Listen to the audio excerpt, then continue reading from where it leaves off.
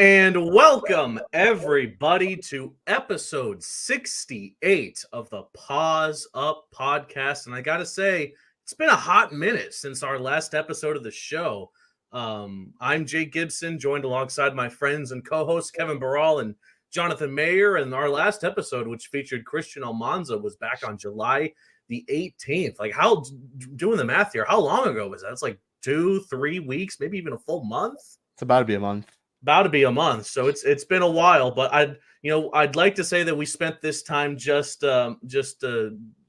napping around and enjoying ourselves, but no, we've been busy with content coverage, and there's a whole lot of stuff to talk about in the world of FIU athletics as we get more and more closer to the upcoming fall semester. And let's start off with obviously the biggest news that's come out of FIU athletics, maybe in a very, very long time that I can remember something getting this much traction online. It is Pitbull Stadium, the full name, South Dade Kia Field at Pitbull Stadium. It is the brand new name for FIU's football stadium, also the home of Miami FC and whatnot. It was massive news. They held a press conference at Tamiami Hall, which featured Pitbull, along with, of course, Michael Biamonte, Scott Carr, Dr. Kenneth Jessel. And yeah, as you can see there, they've made it official. The home of the Panthers is now known as Pitbull Stadium. It is the first major stadium to be named after a specific artist. In this case, it's one of the biggest global artists there is in the world, and a resident of South Florida. It's Pitbull. So super awesome. In my personal opinion, let's talk a bit more about it. Whoever would have seen the day that something like this would have happened and how FIU would have gotten trending online for it, but there's just something about it that feels right, in my opinion. Seeing Mr. Miami himself, now Mr. 305, Mr. Worldwide, he goes by plenty of names, but he is South Florida incarnate, now the name of Miami's real university. You make sure you remember this day, because nobody would ever think, from when I used to sneak in that FIU gym with one of my dogs, we'd all get our money together. You go in, you open the back door, we figure out the bands later. To be on this, talking about a Pitbull Stadium. So I'm just letting y'all know, thank y'all for the opportunity. It's a true blessing. And more than anything, represent the 305, the crib, Miami-Dade County. Hey, the whole world, but have fun doing it. Dale. I'ma succeed, I'm never gonna fail. Bible just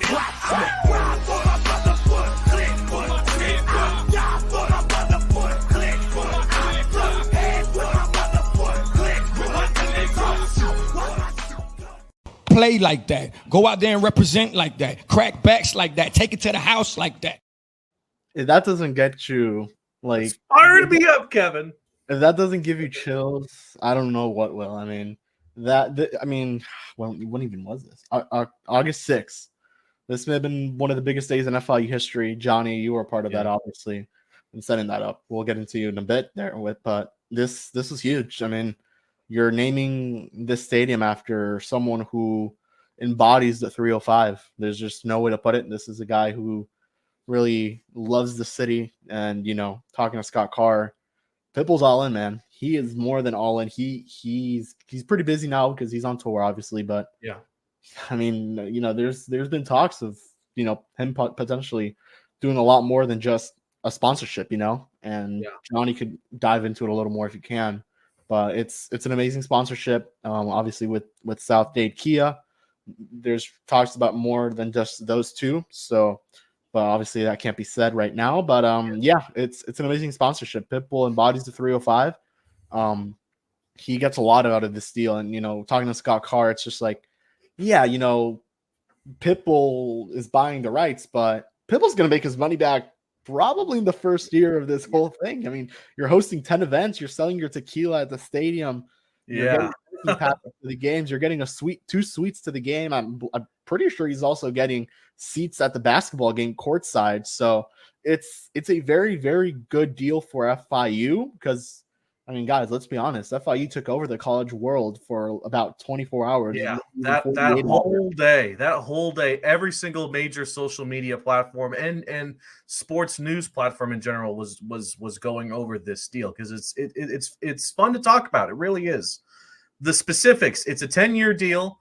I believe Pitbull is paying, Kevin, you can correct me, $1.4 million per year. 1.2. 1.2 mil per year. And like you mentioned, his own tequila brand is going to now be sold at game days, which is pretty funny. I'm not going to lie. He's going to develop an anthem for FIU. He developed an anthem for the Marlins, which I like quite a lot. Now he's going to do that for FIU. And like you said, 10 days out of the year, Pitbull Stadium will belong to Pitbull. And obviously that means he's going to be doing some fun stuff here and there, whether he's going to be performing or he's going to get people he knows to perform at that stadium. And of course, this all leads to maybe the idea that, Vice Night, there could be something going on with Pitbull then as well. It's speculation at this point, but the main takeaway is that there is a lot of cool content coming from this deal with Pitbull Stadium that's going to benefit FIU, their image. It's also going to benefit the students because there's going to be exciting stuff coming to campus for them to check out. I think everyone benefits from the situation, and there's no loser here. Yeah, and the one thing to note real quick with this deal is it's posted as a 10-year deal, but in reality, it's a 5-year deal with the option to renew after 5 years. Mm-hmm. That's just to make sure, unless things really just honestly just go wild, like it's so bad that they just don't renew. But in all honesty, I'm pretty sure it'll get renewed. Maybe I'm jinxing myself there, but it's a good opportunity for both sides. FIU is now put on the map. And obviously, we need to talk to Coach Mack about this, but definitely you would have to think this is a really good recruiting pitch to any player. Who knows? Maybe you could get Pitbull to come out to a recruiting visit or to any visit. That would be pretty cool. So FIU definitely has some leverage now in Florida. Unfortunately, you don't have the top 25 rankings with Miami or a very up program that's on the rise with USF, but you have a really good pitch. You're in the heart of the 305. You're playing at Pitbull Stadium. You potentially can meet Pitbull. I mean, it's a pretty good recruiting pitch for the most part, and you're coming to FIU where you're going to play. So, really good deal. But Johnny, let's get into you, man. You were a part of this, setting this up. Just take us through how much this means to FIU, man, because you've been at FIU for a bit. You and Jake, honestly. So you guys know more than me how much this means to this program, and not just the athletic program, the school in general, man. Because Pitbull made it very clear he is big into education. He may not have graduated from high school or college, but he made schools, Slam Academy. They're all around Florida, I want to say, and he really values education. So this is big, not just for the athletic program that you work at, Mayor, but really for the whole school. No, it is. I think like you kind of guys discussed about it is like putting FIU on a map, and look, FIU is like from a university standpoint, like they're one of the top, growing universities of all of in the nation. From an athletics point, obviously we kind of know the state of FIU, but I think seeing FIU be put on the spot, like I remember I know they'll still be posted very soon, but we were given the numbers of the impressions overall, and we were told in the billions about this, and it's so like the amount of exposure that we got. And I know people are going to talk about maybe this it favors one side. I think it favors both sides. I think Pitbull kind of talked about it in the little introductory press conference or in the roundtable. He talked about of how has an underdog mentality, and he kind of and FIU feels like they also have it feels like FIU has the underdog mentality as well, where they are in the state of the 305 and university and the colleges. So I think that's a perfect example to show is we're underdogs. Pitbull has an underdog type of edge. It's a perfect match. And when you saw it, and I remember this is something that was in the works for a long, long time. And when we got to see it into fruition and we saw, people already on it, it was an unbelievable feeling. And I know it was something that, for us, we were just trying to wait and see when will this be, what will happen when people see about this. And when it did drop, it was kind of an awesome, surreal feeling. And now it's here, and every day, you go to the stadium, you see Pitbull Stadium plastered on the video board, which is so cool. And on top of that, I don't think we even said he is the first ever artist to put his name on an athletic venue in the world. Like he's the first person ever to do it. And I think that kind of maybe will start a trickle effect, and maybe we'll see more celebrities putting names on football stadiums. But no, I mean this is the first of its kind. You think about having a celebrity on a football stadium. I mean, it's pretty cool. How you doing, man? Same here, man. Everything good? Yes, sir, everything great. Yeah. Well, I hear you done made a lot of tough decisions in order to be here. So with that said, you took a risk and you believed. And a lot of people are going to tell you, man, I don't know why you did that. He did. But it takes a whole lot to be a leader. And being a star, you're gonna shine anywhere you are and anywhere you go. So with that said, I look forward to seeing more of you, hearing about your story, and anywhere I can inspire, motivate, or give you advice, I'm here. Hey, all right, Papito? God bless you, Papa. Same here, man. You That know, was out of all the heartwarming. moments, out of all the videos moments, that had to be one of the cooler ones we've seen, honestly. Yeah. Just QB1 talking to Pitbull, man. I mean, it can't get cooler than that with Coach Mac there in the background. So, let you take it away, Jake. Yeah, and like Johnny had mentioned, they're the first stadium to do something like this, but they won't be the last. I mean, this is kind of a copycat. This is a copycat system where everyone's trying to get their moment to shine on social media one night. But FIU can say they were the first, and I think out of all the celebrities / artists / people they could have done to do something like this, Pitbull is I think it makes a lot of sense. He has that not just national brand, but that global brand, that global reach, something that FIU themselves pride themselves with. That's why they're called Florida International University. It all just kind of lines up together very well. I'm happy we were all there at that press conference. Everyone was stoked. The media was stoked. The players who were at that press conference were stoked. And just regardless of who you talk to, Scott Carr, Mike McIntyre, Dr. Ken Patricia, they're all kind of shocked that this actually happened, but they're so undeniably happy that it has happened, and it is something that, like I said, there's no real downsides to it. There were a couple of people online that were a bit skeptical about it, but for the most part, there's nothing to shy away from saying that this is a great. I think it's a good look for the university, a good look for this football team. Who knows, might have some more events, venues, and things coming down its way. And at the same time, FIU is making some money out of it too that they can put towards a lot of things. And it's not even that. It's just you're getting the commitment from Pitbull. The way he spoke in that press conference was, I don't think I've ever felt more convinced that someone really wants to grow a brand like he does.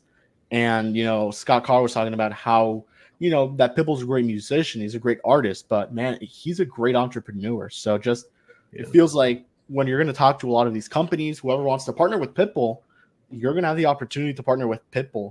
I mean, I think that's going to really make a lot of people want to partner with FIU because you're going to have that name Pitbull in there as well. So, great deal for both sides. FIU gets a lot of exposure. You get some money out of it too. And Pitbull's going to get some really nice revenue out of this as well. And he's going to be able to perform rent-free at I want to say, Mayor, it's 27,000 seat stadium. Yeah. So and we also have even spoken. Miami FC is in this as well. They get a really good.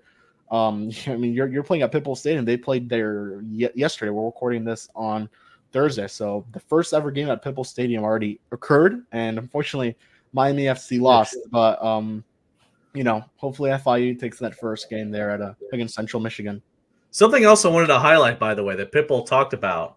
The question was brought up. What would happen when FIU gets a first down, or when they score a touchdown? Will they have Pitbull jingles, Pitbull things? And Pitbull himself came out and said, "We want the fans to decide. We want the people that support this team and will go to the stadium to decide what they want to see happen on game day." So you know what? I think this is a good enough platform to maybe talk a bit about that and talk a bit about what we want to see happen on game day, because something is gonna happen. Things are gonna change, and I don't know who talks about it first at the press conference, but something I can immediately get behind. Whenever FIU scores a first down, you got to hear "Dale" right after the announcer comments that, "Oh, that's another FIU Panthers first down, Dale." That is beautiful. That is 10 out of 10. It needs to happen. I mean, honestly, I've been looking at it. People are underestimating this FIU anthem. I mean, this could be stuck in everybody's heads for a whole year. You don't know. I mean, Pitbull does drop a lot of bangers, so I'm interested in this anthem because that's what I'm really intrigued about. Is what is he cooking up for the FIU fans? The one for the Marlins was fire. Yeah, I'm excited. I don't know if he's going to maybe spin off one of his songs that he's used. Maybe he'll make a new beat. I don't know what he's doing, but I'm really really intrigued by it.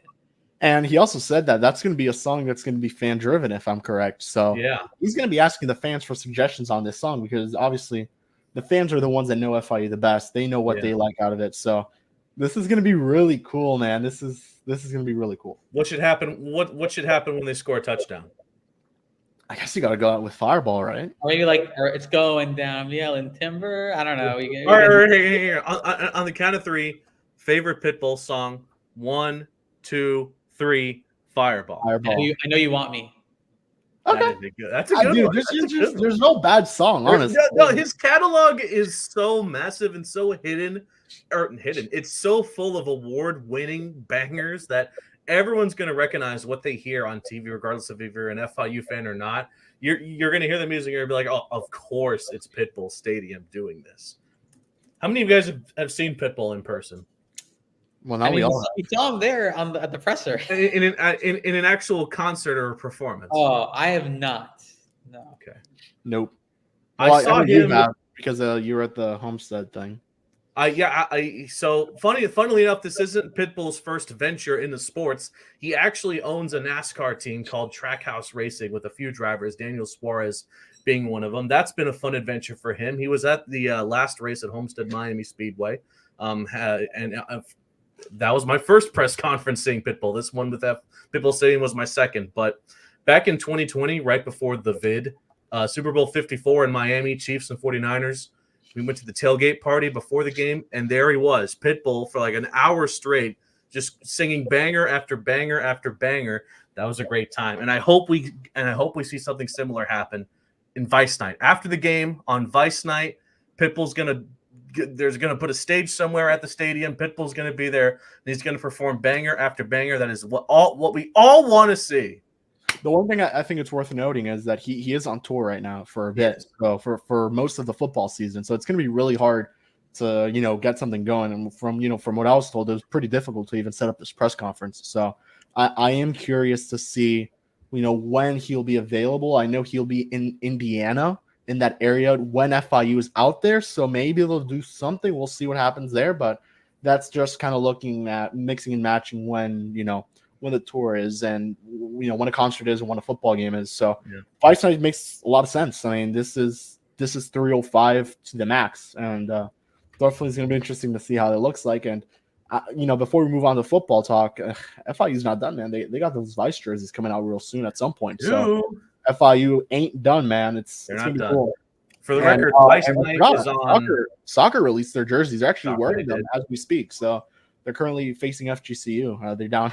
Fortunately, they're down 1-0, but they're about to finish up that first period. And For the record, Vice Night for FIU football will be on October 22nd, 7:30 p.m. They're hosting the Sam Houston State Bearcats. I know we're all still trying to get that image of what happened in last year's Vice Night game out of our minds. Hopefully, this game against Sam Houston will do just that. But to make a long story short, with Pitbull Stadium, it's a genius decision that paid off exactly how FIU wanted it to, where it was trending everywhere. Local news stories were talking about it. Much bigger social media accounts on X, Insta, Facebook, everywhere were also talking about it. It got FIU's name out everywhere. And when you look at the benefits that both Pitbull and FIU athletics will be receiving from this, not just in the short term, but in the long term, I don't know. It seems like a match made in heaven. And I guess, are we dumping the nickname The Cage? Is it no longer The Cage? I guess now it's got to be The Pit, right? It's got to be The Pit. I don't know what they're going to do. Mayor would know more than us, but I'll tell you what, we'll put it to a poll. We'll put it to a poll on socials. Do you like The Pit? Do you like The Cage? What do you want to see happen? Again, this is everything Pitbull wants to do when it comes to content. They want the fans to be the decision makers. So we'll see. I just don't think you could change that tradition of calling it The Cage for as long as you have. But we'll see. We'll see what what FIU goes with. But definitely The Cage kind of hits home, But it hits home. It does. All right, so let's talk a bit about FIU football now. They're going to be playing at Pitbull Stadium. Let's talk about the team itself now. We've seen them in multiple days here at practices. Kevin and Johnny, I believe you both were at practice earlier today, and we've all seen our fair share of what this offense and defense could look like for the Panthers as that first game of the season gets closer and closer against the Indiana Hoosiers on August 31st. How far are we? Are we 2 weeks? I believe we're 2 3 weeks. weeks. Actually, 3 weeks. 3 weeks. 2.5 at this point. 2.5 weeks. We're 2.5 weeks from week 1 of college football, guys. That is so awesome that we're getting this close to that. But yeah, we've seen a lot. We've seen a lot of different players sort of step up. Obviously, we've talked plenty about who FIU has lost and who they've gained. Now the question has become who will be the likely starters for the Panthers come week 1, and that's what these practices, of course, are all about. So, Kevin, I'll open it up with you. Let's talk about the quarterback room. It seems pretty solid at this point that Lights is going to be your starter come week 1 against Indiana, but just from the quarterback room, just entirely, what have you seen from this group and getting Keywan in his updated role as leader of this offense? Yeah, man. At this point, it's really just getting those words out of Max saying that Keywan's going to be the starter. So, I think come game week we have everything ready. So, Mike, if you're watching, if you want to let us know already, Coach, I mean, you may as well. But yeah, Keywan's looked all right during practice. He really mentioned that it's the offense is 98% of the offense is new. So it's really just comes down to adjusting. But what makes it a little bit easier for him will be the fact that these are this offense is now kind of it helps out his strengths. He's a pretty quick guy. He has a pretty good arm, very accurate. So it really helps. What Keywan could do in this offense in year 2 with FIU. The backup position still to be seen who it'll be. Jaden Peary took a lot of reps in the spring with the 2s. Amari Jones has been taking a lot more reps with the 2s. I don't think Clayton Dees will be the backup, but he's looked really good, and he has a good shot at playing 4 games this season, which would put him at a red shirt. And then you have Hayden Carlson, who's looked all right. I think if I had to point out one, it'd probably be him who struggled the most. So right now, it wouldn't shock me if it'll be Chaden as the 2. So we'll see what happens. But yeah, quarterback room definitely looking pretty solid. Yeah. It helps when you have guys who have played. Hayden Carlson's played, and Keywan. Unfortunately, Amari just hasn't been able to get on the field, and neither has Chaden. But those are 2 guys who've been in the system already before. They know how it works, so it helps. It definitely does. And then you have a pretty young quarterback in Clayton Dees who has a lot of potential. He could sling it, man. He's slinging it during practice. So definitely looking pretty good in that quarterback room. Whoever is the starter, and you've got nothing to lose with Hayden as your QB2 either. I believe he doesn't have a red shirt. He's out of eligibility after this year, I want to say. So it would make a lot of sense to have him just go out there, worst comes to worst, and sling it a little bit. If either you're blowing out a team, you're getting blown out, or Q1's hurt, knock on wood, he doesn't get hurt, Knock on wood, we'll see. The keys are in Keywan's hands, and he's worked for it. I mean, he's worked really hard to get to this position where he's going to be, again, 99.9% on all likelihood the starter come week 1. Just ask Pitbull how hard Keywan has worked to get to this point. I mean, everyone knows that he's put in that work. Johnny, I want to talk to you about the story going on in the running back room. Obviously, you have Keyshawn Owens, Shamari Lawrence, but now you have this great story of the return of Flex. Now FIU football has sort of a 3-headed monster at the running back. Talk a bit about how FIU is planning to balance the returners from last season that you had, along with the return of Flex, who of course missed last season with injury. Talk a bit about the locker room and what they're seeing about that. It's very interesting. I think, think about it, like last year that was supposed to be the 3-headed monster of Flex, Keyshawn and Shamari, but then Flex unfortunately goes down with injury, out for the whole year. And then you kind of see Keyshawn and Shamari kind of, split time and duties. We saw Shamari go off first game, and Keyshawn went off 2 games, later against North Texas, and they kind of split after that. Now you have a situation where you have a guy in Flex who, after that 2022 season, he was, a dependable guy, a great back. Yards after carries was phenomenal.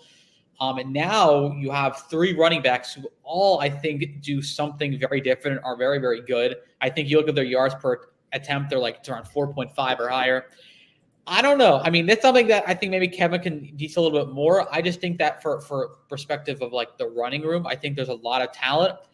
I do think, though, that, you look at Flex, he's had a good fall camp. He's the leader. He's the veteran. I think he's a guy ABC will maybe get the start, but I think when you look at it all those guys are talented enough. I think Coach Mack and the staff will find ways to utilize everybody and what seems fit to just to win games and score points. Yeah, definitely. You look at that running back room, and I was kind of telling it to Keywan today in one of my questions, which I think we'll hear in a bit. It's just you have 3 guys who could start. They could start right now. You put them out there week 1, they're a starting running back on any other G5 team, honestly. And that's not something you have, right now. This is by far the best room that they have in on this team. The quarterback room is nice. Still a little bit of questions with each guy, honestly.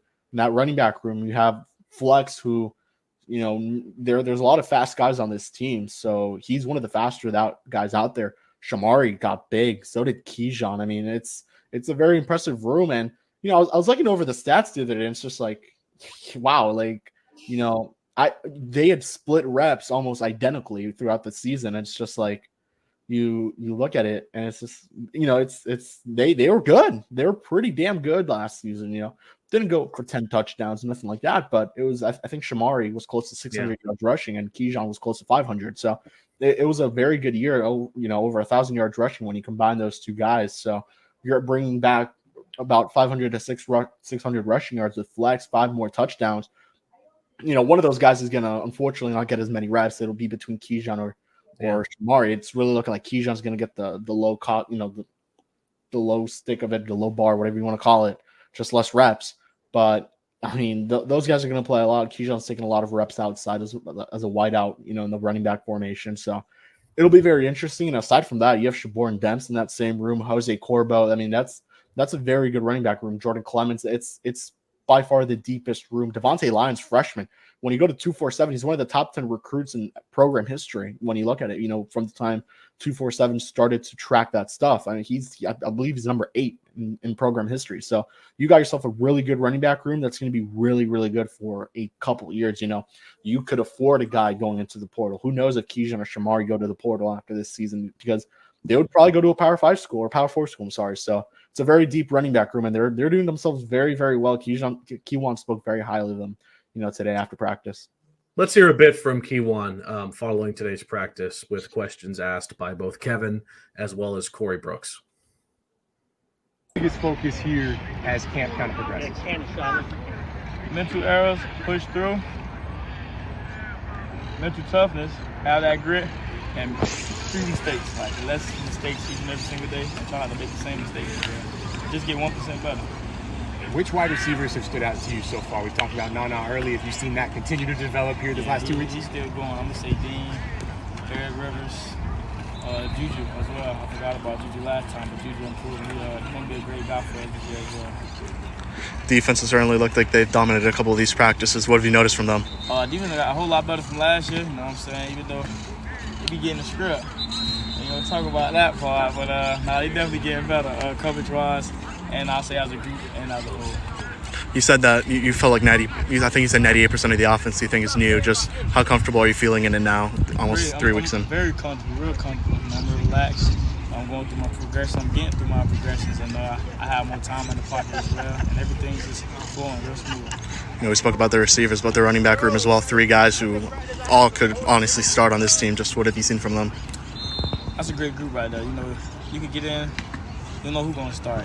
Anybody can take out one day, and there's 3 guys, so you can get a fresh pair of legs every other couple of plays, every quarter if you want to.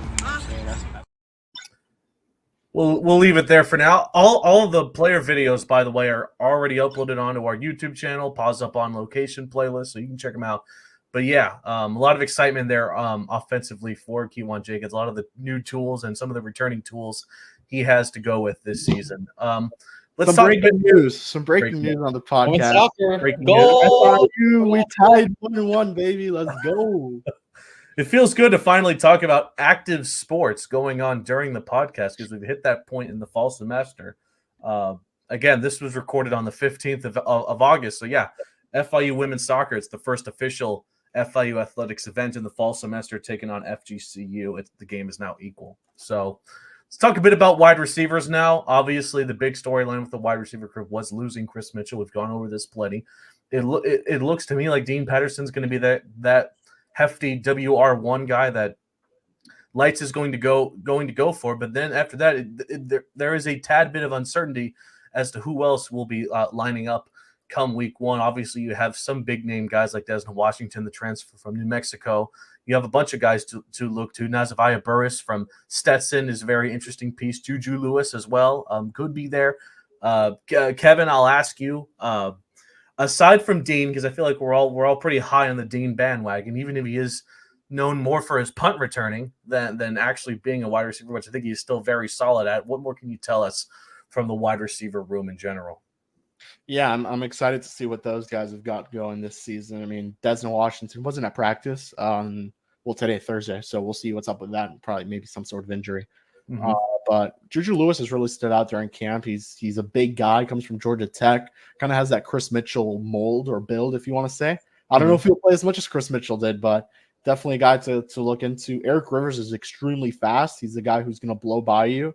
And, you talk about how deep that running back room is. The receiver room is kind of on that same level. And Eric Nelson, the freshman, probably won't play, but he's very, very, very quick guy. You have a Louis Maurice Jr., Jacoby Matthews, two guys who I think are going to be pillars of this offense for years to come if they stay. So you have to be very excited what you have in that wide receiver room. And it seems like those guys have really been working out with Kiwan this offseason a lot. I mean, you see the videos with Nana Burris, Dean, Eric Rivers. Those guys have all been working out. Juju Lewis as well. So it's a very tight receiver room, and that definitely helps. And, aside from Chris Mitchell, there really aren't many guys who left the program in terms of that room. I think it was only him and maybe Artez Hooker. So you have to feel really good where you're at with that receiver room. And guys are going to play this season, man. That's just going to be – it's going to come down to that. Mm-hmm. Love to hear it. And another, obviously, one of the more important aspects of having a good offense is the guys out in front that'll block for Jenkins and the running backs and make plays happen. And FIU's offensive line does bring back a lot of players from last season. I know, Kevin, a while ago we had spoken about what our dream offensive line could look like for FIU, and it was very similar to what we saw against Arkansas last season, funnily enough, when you had Jadarius Lee at left tackle, Nair Jackson at left guard, Ming Zhan at center, Wyatt Lawson at the right guard, and Philip Houston at the right tackle. Houston is transferred, but everyone else there remains for this FIU football squad. Overall, I kind of like the experience that is being retained with the offensive line group, and obviously that's one of the most important positions as far as staying healthy throughout the course of the season. You even have some uncertainty with that of John Bach, who is going to miss a few games due to a suspension. But overall, I think I wouldn't say it's the most worrisome aspect of this FIU squad. Funnily enough, Big Game Boomer had mentioned in his post on socials talking about the biggest concern for every FIU football or for every FBS team for FIU, it was the O-line. So obviously it's one of the most important parts of the team. But FIU does have experience in it. Yeah, more or less. I mean, it's a lot of very young guys. It definitely does help that they were able to play towards the end of the season. But, you have a Philip Houston who left. Jacob Peace left during the middle of the season. John Bach won't be available. So it's still a lot of inexperience in that offensive line room. And honestly, Jake, I would be on, just to be frank, this is by far the biggest concern on this football team. I feel pretty good about the quarterback, wide receivers, tight end room is actually looking extremely deep. So I feel really good about that. The defense has a lot of depth. I mean, I think this comes down to an offensive line that's very inexperienced and really needs to get it going. You have a Nair Jackson who's looking really good. Travis Burke has looked really good. JD Lee. Right now, your center is going to be Jaheim Buchanan, who's a redshirt freshman. So it really shows the inexperience that you have. It's a very young offensive line. You kind of hope a lot of these guys end up staying. You have a Jackson Schultz who's competing to get that right guard spot along with a Jaleel Davis. So it's going to be an interesting battle there. It seems like everything's set except that right guard. Just waiting to see who between Jackson Schultz and Jaleel Davis, who it'll be. So, yeah, I mean, at this point, the starting offense is basically set. It's just a matter of we get that depth chart and we'll have confirmation on who's playing where. If I had to guess, it'll probably be Jackson Schultz as the starting right guard against Indiana, August 31st. So feeling really good about this offensive line, but definitely still a huge concern. They're really going to have to get it going, and it's going to help that you're going to get John Bach towards the back half of the season. So we'll have to see what that how that offensive line reshuffles when that happens, because the one thing in college football is going to be you'll never have continuity. You'll barely have it. So this offensive line could look pretty good, but you have one good year and you could transfer off to a power conference school, and that very well may be the case. You saw it happen with Philip Houston. It was a little different. He had 2 really good years with FIU, but played as a true freshman, played as a true sophomore, and there are going to be guys playing as freshmen here. With Buchanan, I feel really good about what he could provide, and same thing goes with JD Lee. That's a guy who a lot of coaches are high on. So definitely interested to see how this will all pan out with the offensive line, but looks just about set except right guard. All right, before we dive more deeper into the defense and some other FIU athletics news, I think it's time for a bit of a news break, is it not, Kevin? Let's do it. Alrighty then, let's get into Jake's news break, covering a look at all things FIU athletics and just FIU in general. So let's start off with a pair of schedule releases for FIU athletics as we get closer to the fall semester, beginning with FIU women's golf. It consists of 10 tournaments, 8 of which will be in the state of Florida. Their first event is the Badger Invitational from September 8th to the 10th in Madison, Wisconsin. FIU does have a home event in the midst of all the traveling. It's the Pat Bradley Invitational from September 30th to October the 1st over at Trump National in Doral. We, of course, wish the golf squad the best of luck this upcoming season. From golf, we now move on to FIU swimming and diving as the defending AAC champions are set to defend their title. Their schedule features 8 home meets, including the TYR Fall Classic in early October, the South Florida Diving Invitational in early November, and for the second time ever, they will be hosting the CSCAA Open Water Nationals in mid-December. Their season officially kicks off in Coral Gables against UCG on Wednesday, September 25th at 4 p.m. Now, let's close out with some National Football League news. A couple of days ago, it was announced that the Miami Dolphins cut their nose tackle and FIU alum Tierre Tart, who they had signed this offseason after spending some time with both Houston and Tennessee. However, it was just announced that Tart has found a new home over in the West Coast in Cali, as he has signed with the Los Angeles Chargers. No, the Dolphins do not play the Chargers this season. They play the Los Angeles Rams, so we will see something of a revenge game. He is set to wear number 90 for the Bolts, and we, of course, wish him the best of luck in his time with the City of Angels. So that was a pretty quick look at news break. Well, let's jump back into this FIU football talk because, guys, I'm dying. I'm dying for that week 1 game against Indiana. It's going to feel good finally getting to see some live FIU action. These preseason games for the NFL, they're fun to watch and all, but when that week 1, I guess technically week 0 of college football rolls around, you know you're back in the swing of things. So, Johnny, a friend of the Paws Up podcast, a big name for FIU, Reggie Peterson, is leading the linebacker room and leading a lot of the defense as well for the FIU Panthers squad. He's, again, one of those players that's sort of taken up the mantle of being a leader on this role, especially because considering one of his mates of last year, Donovan Manuel, no longer on the team. That means his workload might be increasing for our good friend Reggie, who went from number 42 to number 0. Johnny, of course, we all know Reggie, but just how impactful will he be on this defense, and how scared should Indiana be to see Reggie roll around on that defense? I mean, he's the he's the leader of the defense. I don't think he's officially captain, but he obviously has that captain vibe. Just what we see in the defense, and he's that leader. We talked with him, preseason accolades for him, and tons of it. Has done so many great things, and he'll be a guy that FIU depends on. I know that he wants over 100 tackles this year. That's a goal for him.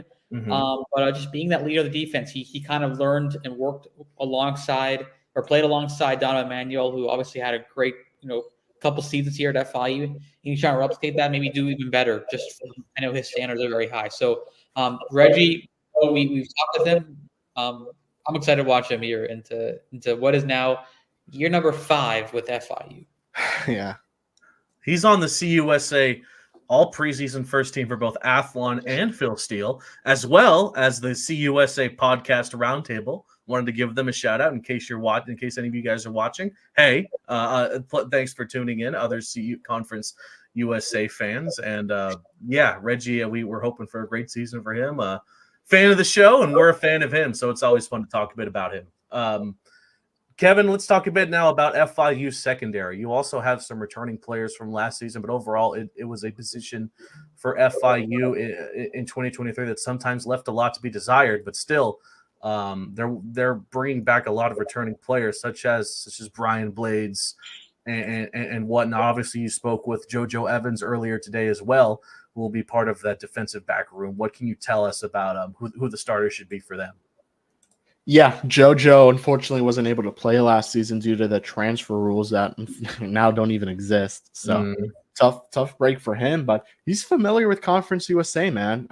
He used to play with Marshall, so when they were part of that of CUSA, so he played against FIU, I think a couple times. He spoke a little bit about that towards the back half of that conversation with him, but he's very excited, man. He is a name that I think a lot of people are going to be talking about on a week-to-week basis. Him and CJ Christian, I was talking to Scott Carr today. He was talking about that UTEP game. He's like, if you had JoJo and CJ in that game, you probably wouldn't be down 21-0 because a lot of those touchdowns were just absolute shots that, UTEP starter at the time, Cade McConnell, was just shooting down. And unfortunately, corners and safeties were getting beat. So I don't think that'll be the case this time around.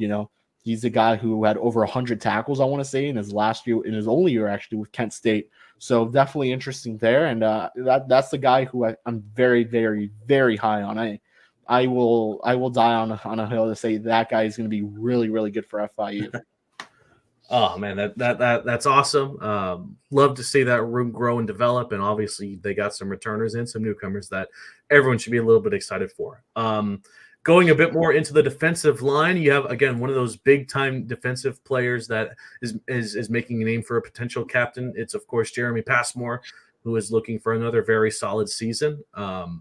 Aside from that, you have some other returners such as Keegan Davis to keep an eye out for. You also have some transfers such as Giovanni Davis from UT Martin looking to make a name for himself on the D line. I'll ask either of you guys, what can we really expect from the D line, especially considering how they'll match up with a lot of the O lines that they'll be going up against?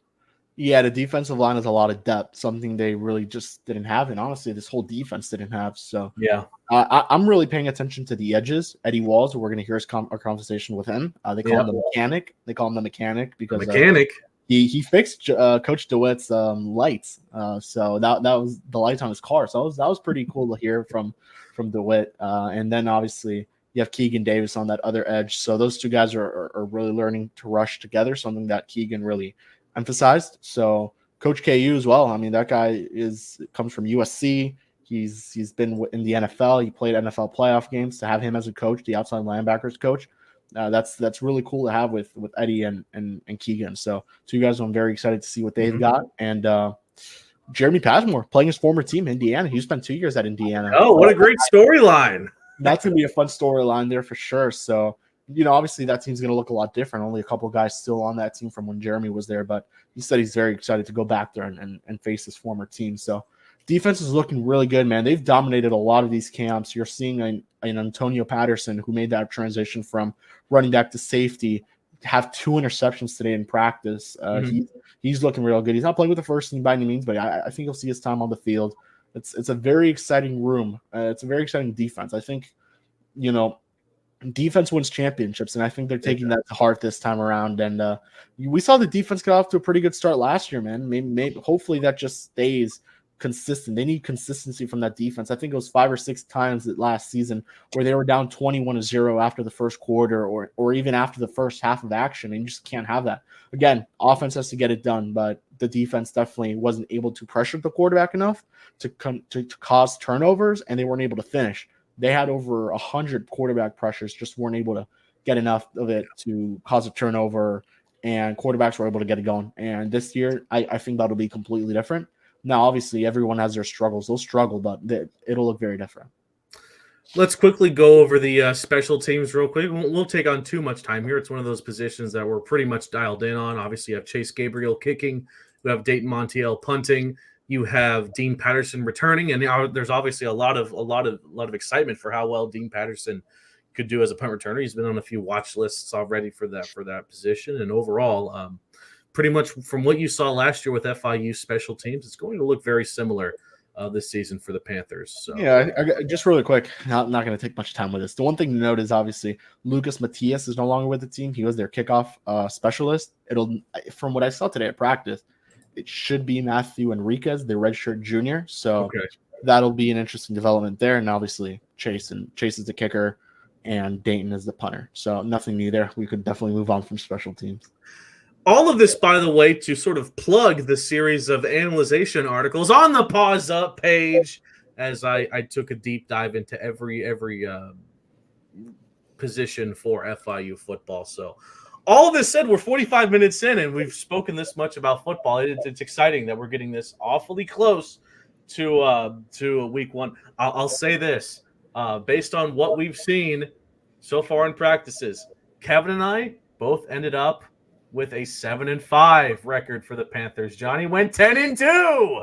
Does anyone feel brave enough to change their picks based on what they've seen so far as we get? You could do one more the week leading up to the game. One more, all right, fine. One more record prediction leading up to that week, but I feel pretty good about 7-5. I feel good too. I know Johnny's still, Johnny, don't put him anywhere near a Hard Rock Casino, and don't let him make a bet on 10-2 because that's come on, Johnny. But alrighty then. So that was a look at football. That took quite some time, but obviously one of the other big sports that's starting soon for FIU athletics is men's soccer. That is getting awfully close. Kevin, Johnny, I know you guys were both at that friendly between FIU and FGCU only a couple of days ago. So what did you guys see from a soccer team that is featuring a lot of newcomers on their squad? And of course, something that the soccer team has done very well is recruit people from internationally to this team. And they're obviously they still have both conference and NCAA aspirations. So just talk a bit about them. Go for it, man. This is your team, man. Yes. So they had the first friendly of the year, and you kind of talked about it. It's a lot of newcomers, double digits. I know the exact number, between 13 and 14 newcomers for this program, and just a lot of talent that's brought in, a lot of starters. And FIU drew, or obviously they drew 2-2. I don't think it's confirmed, or I don't confirm it, whatever. It was a draw 2-2. Panthers were down 2-0. They came back to score 2 goals in the second half. And obviously you see that they're down. I just think, the first game, there's so many new guys, a lot of talent. And I think Coach Kyle Russell and the staff were trying to see what combinations work. And eventually they were able to kind of really, get focused, laser focused the second half. 2 newcomers, Ron Aurier and Enric Mazzoli, scored for FIU. Enric Mazzoli's goal was very, very nice. It was a cross and then a header that Mazzoli scored. But Jake, every year Coach Russell has expectations to win, and not just win games, but win trophies. We saw it in 2022 when they won the American regular season and tournament, and they lost in the Sweet 16. Last year, you could say it's a down year, but they went to their third straight NCAA tournament, won an NCAA tournament game against Mercer, but fell short against a good Virginia team. So, obviously I've been able to see this team up closely this year. A lot of talent, I think. Maybe we'll talk a little about it. We already have guys like returners like Eduardo Mustre, who was named the American preseason Offensive Player of the Year. Guys like Owen Travis at the back line, Bernardo Santos-Montero in a senior season. There's a lot of great things happening, but so far I'm excited for this team. I think they have a lot of things to prove, and I think it'll be another really, really solid year for Coach Russell and company. So officially, I'm trying to pull it up here on my end. There were, I believe, 5 FIU Panthers named to the American Athletic Conference men's soccer preseason All-COSA team. Okay, there were 4. 4, and then I guess you can count Eduardo Mustre was yeah. Dominguez, Mustre, Montero, and Travis all named to the all-conference team. Mustre himself was also the Offensive Player of the Year. That's a very exciting award for him, who's obviously looking to have another stellar season with the FIU Panthers. And again, that combination of Mustre and Montero looking to have another phenomenal season. I want to talk a bit about, maybe to Kevin, about some of the newcomers that FIU has seen join the club. Obviously, they come from all parts of the world for this FIU squad, but who are some of the names that you're really excited to see going for come the first game of the season? Nigel Van Havern is a guy who really sticks out to me. Goalie 6'7". I don't think Kyle Russell ever had that, in his tenure here at FIU. True. And I was talking to him, and he was saying, "Look, man, I wouldn't be shocked if he doesn't graduate. I wouldn't be shocked if he doesn't graduate here at FIU, because if he doesn't graduate, that means he's going pro, and that very well could be the case." So definitely a guy there who sticks out to me. I like what I've seen from the freshmen so far. Obviously, not very good start there for the IMG Academy freshman, but I think he'll get it going when the time comes. There's a lot of good stuff I saw. Second half looked really good. I don't know, they only allowed no shots on goals. I think it was only 2 shots in total, and FIU really dominated that second half. They really looked like the type of soccer that they really play. So definitely impressive second half. And hey, man, it's not going to get easier. You have Jacksonville on Friday, and then you have Barry on Monday. So we're recording this on Thursday. Those 2 matches would be over by the time this goes up on Tuesday. So yeah, should be very, very, very interesting matchups there for FIU. And that Barry game was very close last year. So I'm excited to watch that one, man. Jake, one of those, dude. So looking a bit more towards the regular season, FIU men's soccer will open up against the Seton Hall Pirates on Thursday, August the 22nd at 7 p.m. Their non-conference schedule features a lot of interesting opponents, some really good opponents as well. You have the North Carolina Tar Heels traveling there on August 29th over at Chapel Hill. You bring in you then go to DC to take on the Georgetown Hoyas on September the 2nd. Then you welcome in UCF, who gave you hell last season. And then you take on Central Arkansas, and then you start to get into the American Athletic Conference and some of the AAC opponents. Even SMU finds themselves in the middle of that, even though they aren't AAC anymore. They're an Atlantic Coast Conference squad now. So let's hear a bit from head coach Kyle Russell following that 2-2 draw against FGCU. Ready, Coach? 2-2 draw. Just take us through what you saw. Yeah, man. Tonight was about experimenting with different players and different positions, and we have 13 new guys, right? I mean, we have 11 here. We're still waiting for 2 guys to get in. So it was a awesome opportunity against a good Florida Gulf Coast team, a Division I in-state rival, and we knew that they were going to be able to test us in some areas we wanted to get tested in. That's exactly why we scheduled the game. So super excited that we learned a lot tonight. I always want to win, but we saw a ton of character from the guys, and that's going to take us further. The character check is going to take us further than any win in preseason. Definitely seemed like they tested you guys in the first half. What you see from them over there? Yeah, I mean, look, we did not in the first half. We did not play to our strengths, and we didn't make them pay in areas that we could have exposed them in. So, and it was, if you don't make teams pay in areas of the field that you should, they're going to hurt you. And so, the longer we let them do what they wanted to do, the more confident they grew, and they were able to get a couple of goals. But the challenge to the group at halftime was, look, we don't get this opportunity often to be down 2-0 in preseason and to see what kind of character we have. And we changed the whole lineup, and we were able to see a great response. So it speaks to our depth, it speaks to the character, and it speaks to this is one of 3 preseason games with 13 new guys. Yeah, and then Alrighty, so that was the message, by the way, from Kyle Russell. Again, phenomenal coach. We had him on the Paws Up podcast a very long time ago, admittedly, but the message for him is still the same. It's championship or bust for this FIU squad, even with all these new uncertainties and questions to be answered. Their expectations over at the men's soccer program are still as high as ever. Oh, I mean, easily. I mean, Coach Russell has done amazing things for what is a great program overall historically for FIU men's soccer. But really, he's a guy, I think Kevin will talk about in a second when you spoke to him. He wants to do something really special here. He wants to dominate. He's not here to just win games. He wants to build a powerhouse, and he has shown that. There's been trickle and pieces where FIU's top 10 in the nation, top 7. But they want to consistently do that. And last year, you felt like you had a chance. Just some games just didn't go your way towards the back half of the end of the year. I think this year, a lot of guys that played professionally overseas, and I think Kyle knows what it takes to build a program. And this year they're projected to finish second in the American. They have so many battle-tested competition ahead. But I think over the course of the regular preseason, which, mind you, one more week, it takes one more week until we play a regular season game. So I'm super excited for this team. They have a lot of heart. This team is very, very close-knit, which I've seen in now about 2 weeks they've been together. So things are really looking well, and I'm super excited to see this team go in what is next week against Seton Hall at FIU Soccer Stadium.